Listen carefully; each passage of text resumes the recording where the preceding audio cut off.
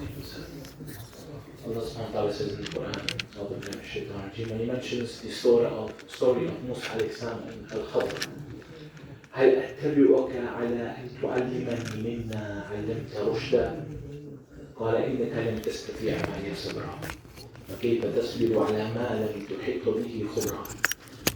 Musa alayhi salam said to Khadr, may I follow you on the condition that you teach me from what you have been taught of sound judgment. He said, indeed, with me you will never be able to have patience. In the story of Musa alayhi salam and Khadr, Musa alayhi salam was asked by one of the people of Bani Israel, are you the most knowledgeable people in the world? He said, yes, I am. So Allah subhanahu wa ta'ala blamed him for that. And Allah subhanahu wa ta'ala revealed to him that there's another person who is more knowledgeable than him, and that's Khadr alayhi salam. And Musa alayhi salam wanted to go seek this knowledge that he has, which he doesn't have. As you all know the story, he took with him a hood, which is usually in the books that teach Arabic mentioned as whale, but it's used in places like the Maghrib to mean fish. And actually it's quite humorous sometimes to see some of them arguing between themselves, say no it means whale, and some say no it means fish, and then they use this story to say how can they put a whale in the basket. And of course I just like to slip in some jokes, and I say because it's a baby whale. Alhamdulillah. So na'am, it was fish, inshallah, that was in the basket, and as you know, he would meet where the seas met. They will find Khadr alayhi salam where the seas meet. So the word there, as you know, Yusha bin Nun was with him, who became the prophet after Musa alayhi salam. So Harun passed away, Musa alayhi salam passed away, and the Bani Israel had prophets one after the other in succession. When one passed away, another prophet was sent. So Yusha bin Nun was the prophet that was coming later, and he accompanied Musa alayhi salam as if he was under his tutelage. And some say it's Yusa with a sin, but the mashhur is Yusha bin Nun alayhi salam. So when they went there, the fish escaped, the shaitan made him forget. They came back to where the seas met, and they saw that the fish, Yusha explained the fish went through the sea in a funny way, and so explained that the water stopped on both sides of the fish where it swam through, the route it took. So, long story short, they met, they went, and he took him under his tutelage. So Khadr took Musa alayhi salam to teach him basically, and he said, don't ask me anything. Then he sabotaged the boat. Apparently, he killed the child, he fixed the wall, and then Musa alayhi salam questioned him and all those times. So at the end, they both went their own ways. And of course the excuse was, well, the reason was there was a king oppressor who would have stored his boat. That child was going to become a gaffer and make his children, be a fitna for his parents. And of course the wall was owned by the father of orphans, and he was a righteous person, and there was gold underneath it. And of course the children would have then grown older to be able to defend themselves and take that gold for themselves, instead of it being found while they were young, and thus the oppressors take advantage of the orphan's wealth and take it for themselves, etc. So that's basically a very quick summary of what happened. But what I wanted to explain here is that Musa alayhi salam, when he went to seek knowledge, and seeking knowledge was very difficult until he said, basically, we've had enough of this, we are tired, I'm at my limit, let's eat the fish. And that's when Yusha remembered, it went out of the basket, went into the water and went in its funny way, but the shaitan made me forget. Yes, and then they went back, and after all of this difficulty, he still kept, just before I mention the point I want to, in talab al-ilm, seeking knowledge, there is going to be difficulty. There's suffer as well, there is trouble that you have to do. And look, he became so hungry, he wanted to eat the fish.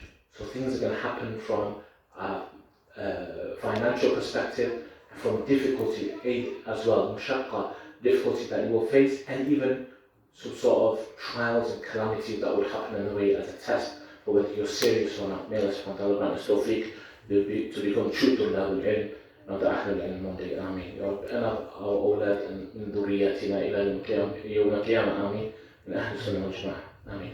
So he said after all this مشقة, this difficulty, he said هل أتبعك على أن تعلمني. Look how he asked. He didn't say Allah subhanahu wa ta'ala told me about you, come and teach me, please, I've come all this way. He said هل, as if a question, should I follow you so that you may teach me or inform me مما علمت or علمت عفوا علمت نعم مما علمت رشدا, from that which you have been taught of sound judgment. So 2 points here is a very gentle way of pointing out, may I come under your tutelage, may I be able to benefit from you, and not benefit from every type of knowledge or everything he knows. مما علمت رشدا, from, so some of it, a juz of it, a part of it from what you have learnt of sound judgment. And he, alayhi salam, accepted that. And I want to mention here, we in the South Asian community, we usually say Khadr. And you know when you hear something all the time, and then you hear something else, and it mentions this is what you've been doing your whole life is wrong, you need to research it a bit. And so I saw all the mashayikh mentioning Khadr, yeah? The kha is maftuha and the dad is maksura, Khadr. We in the South Asian continent, we say Khidr, yeah, where the kha is maksura and the dad is maftuha. So I asked a scholar, at least one scholar so far, and he said no, it's Al-Khadr, it's Khadr, alayhi salam. And some said he was a prophet, and there's a difference of opinion on that. I've asked also with the specialists that have not, in Arabic language, who have not come back to me. But so far where I'm at now is that maybe Khidr might be the wrong way of saying it. And certainly the original, and I believe it's in the Quran as well when it mentions, it says Khadr, yeah, in this form. Wallahu a'lam. So Musa alayhi salam went to him and he basically couldn't learn from that knowledge. Why? Because he didn't have enough patience, you could say. That sense of being against oppression got to him. And he had to say something all the time because he couldn't bear oppression and something wrong happening in front of him that he couldn't understand. Things that didn't make sense. And even the Prophet mentions only if he could have patience. Basically, we could have learnt of that knowledge that Khadr had if Musa was able to bear that. Which shows what? It shows that knowledge that Khadr had at that time, certainly the Prophet didn't know. Prophet Muhammad. And this is important because while we take a lot of benefits and khayr, we should also take caution as well from what other individuals that may want to have an agenda and they have their own views may take from these stories and have their own kind of weird ideas that come into this. As the people from the South Asian continent certainly know, Khadr is used in very, very strange ways. So people try to say, oh look, he didn't follow Musa alayhi salam. So is he more knowledgeable anyway than Musa alayhi salam? Well, as he said himself in the hadith, قال موسى عليه السلام إنك على علم من علم الله علمكه الله ولا أعلمه وأنا على علم من علم الله علمنيه لا تعلمه. So he said to Musa alayhi salam, first of all, you are the prophet, you are Musa, the prophet of Bani Israel, and this is important, remember this because we're going to explain something. And then he said to him when he found out it's Musa alayhi salam, you have knowledge which Allah has taught you and I don't know it. And I have knowledge that Allah has taught me and you do not know it. So, who's more knowledgeable then? Musa alayhi salam or Khadr? Who is better, Musa alayhi salam or Khadr? Musa alayhi salam generally had more knowledge. He was knowledgeable and he was afdal, he was better. He's from the Ulul Azm. He's from the greatest prophets and messengers, or the 5 greatest prophets and messengers alayhi salam. But the knowledge that Khadr alayhi salam had was different to the knowledge that Musa alayhi salam had, which we find from the hadith. Next thing is some people try to use Khadr to say, oh look, he didn't follow Musa alayhi salam, so you don't have to follow the Prophet Muhammad sallallahu alaihi wasallam, which is batil. This is falsehood. They want to say that you don't have to be, accept the Prophet as a Prophet, we don't have to follow his Sunnah, or in certain things, leave his Sunnah, we're doing our own thing. Yeah? Trying to use this kind of false istinbat or istidlal, false qiyas, you could say, from the story. Analysis and their own kind of trying to take quote benefits from the story. So this is of course batil, because we know that Khadr said to him, "You are Musa, prophet of who? Bani Israel." While the Prophet is the prophet of who? All of mankind ila yawm al-qiyamah. And remember, Musa alayhi salam, when the Prophet told the Sahaba, if Musa alayhi salam was present, then he would have to follow him. He wouldn't have a choice. Musa alayhi salam would have to follow him. Now, so another point of benefit I want to take here is sometimes people from so-called tasawwuf, yeah? So back in the day, maybe this word would mean a certain thing, and over time it kind of either a word changes its meaning totally, or sometimes a word starts to contain things that originally were not in it. So you have the people who are from the Sufi community, for example, from the Turuq, and say, look, we have this special knowledge. Look, Khadr had this knowledge, we have it. So the Prophet Muhammad didn't have it, but these guys somehow have got it. Yeah, this is their claim. So they say this is the ilm that we have, and Khadr is still alive. So they believe Khadr alayhi salam is still alive, and they have all these stories on it. Khadr alayhi salam, when British were, this story is apparently in their books, and I've not established this 100%. But one of them said, "Oh look, Khadr is among the British troops. How are we going to win against them? This is ridiculous. Why would he fight with the kuffar in the first place? He would be with the Muslims, even if he was alive." Well, he's not alive. So I might say, well, apparently the awliya have met them and sat down, had these full-on conversations. Well, the proof is in Sahih Bukhari.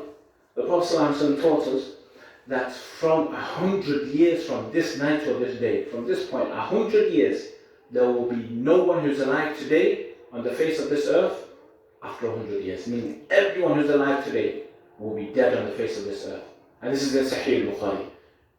And I believe it's part of the hadith, not from the Mu'allaqat as well. That means everyone, including even if Khadr was alive till the Prophet's time, from Musa's time, by the way. Even if that was true, then he would have passed away after 100 years, regardless. And that is not true. When he passed away at his time, he passed away. I also want to mention, because we are along these lines, that this secret knowledge that they say Khadr had, and we have it, and so on, for the chosen ones. And I like to keep reminders positive, but these things are important. And certainly for me, many of us have different journeys in our knowledge and while practicing, and this kind of information helps me. It helped me to determine what is truth and what is not true, and what is strange and not so strange, which is why you see me in this masjid today in front of you.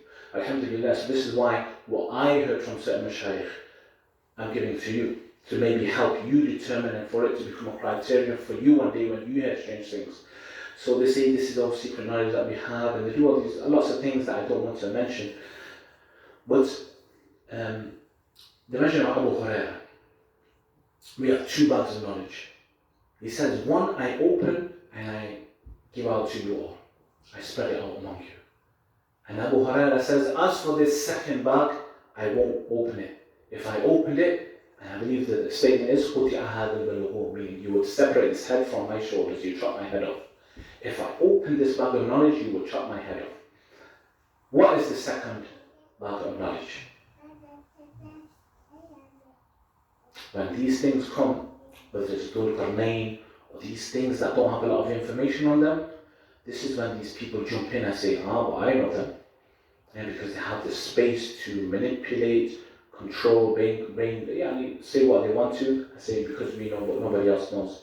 Because there's not much other than to explain it. While in this case, there is.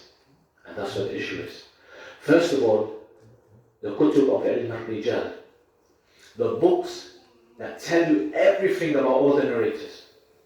When they lived, when they died, which country were they born, which country did they die, who their students were, who their teachers were. Everything. When they were weak, when they lost their books, who narrated of them after this period of time, who narrated before that, before he lost his books. And that's very important. We know all of this. Abu Hurairah narrated more hadith than any other Sahabi.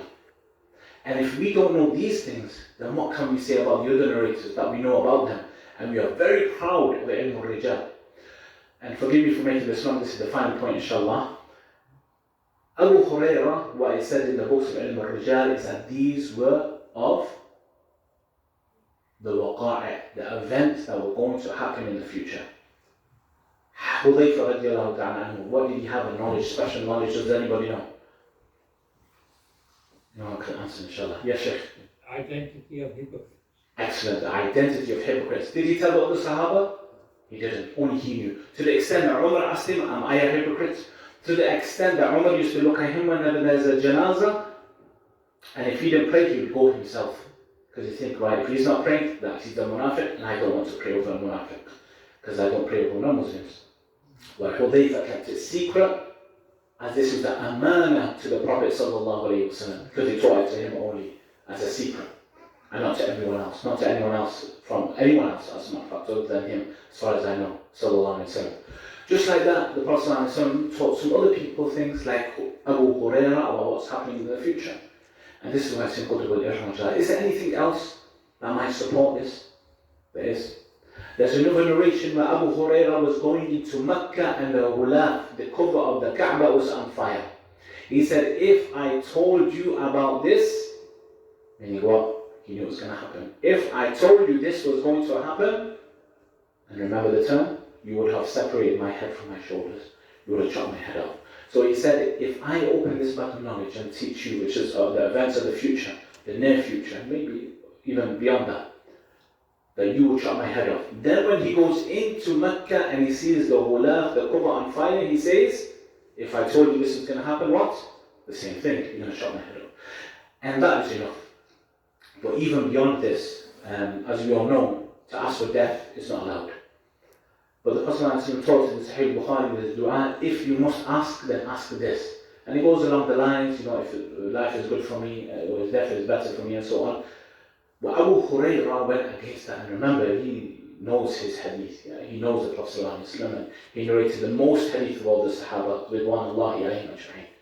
He did dua, oh Allah, may I not reach 60 after Hijr, that year. And he passed away, guess what? 59 after Hijr. He did dua, may I not live till 60 after Hijri. 60 after Hijri comes, he passes away in 59. He did dua that he doesn't reach 60. Why?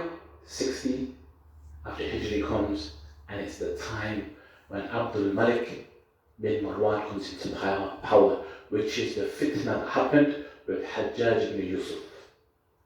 For those who don't know Hajjaj ibn Yusuf, remember the fitna that he did. He went to war, he killed and tortured Sahaba Sa'id ibn al-Jubair radiallahu anhu, major tabi'een, tortured them to death. We're speaking about taking Muslims and pouring hot water on them, boiling oil until their skin was separating from their bones. We're talking really bad fitna, and he did that dua. And all of this points towards something that is well known, certainly to hadith scholars, that the knowledge in that bag was the events that were happening or were going to happen in the future, and all this evidence points towards that. And all the words they use, and certainly I did my research, because of course all of us have had different journeys in life, and this is why I speak about this. It helps for me certainly, and I looked into these things, and the terms that they used, the concepts that they used, will not be found in the early books of fiqh, and not aqidah, and not hadith, and not from the biographies of the salaf, not the tabi'een, of the tabi'een, of the those who came after them even. And you see the concepts of what they're saying, which I've not mentioned here, and I don't want to mention it here, inshallah. I just want to have these points, inshallah, that while we can take benefits from these stories, when it comes to certain individuals they can take advantage of, we should be very careful about that, and always go back to the books, go back to the muhaddithin who wrote volumes, like 10 books, 10 volumes, 20 volumes, just based upon he was born here, this was a student, he passed away here, this country, they met here, and they know all about them. May Allah subhanahu wa ta'ala protect us from the deviation and from those who try to play on people's minds, and may Allah subhanahu wa ta'ala accept from us our Ramadan and grant us a good end and state of Iman from the Ahl Sunnah wal Jama'ah. Wa subhanakallahumma wa bihamdika ashhadu an la ilaha illa anta astaghfiruka wa atubu ilayk.